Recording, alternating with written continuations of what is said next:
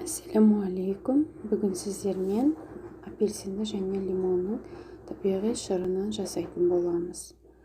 Ең алдымен апельсин мен лимонды морозилкаға 2 сағатқа қойып қоямыз. Одан соң алып, осылай кесіп, ет айдағышта өткізіп алатын боламыз.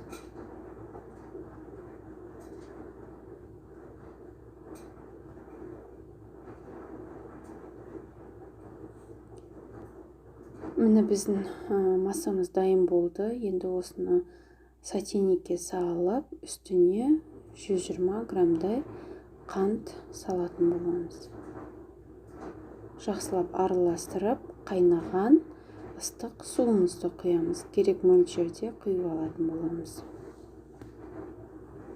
Енді осыны ситадан өткізіп, артық қалдықтарын алып тастаймыз. Міне біздің шырынымыз дайын болды. Достар, жасап көріңіздер.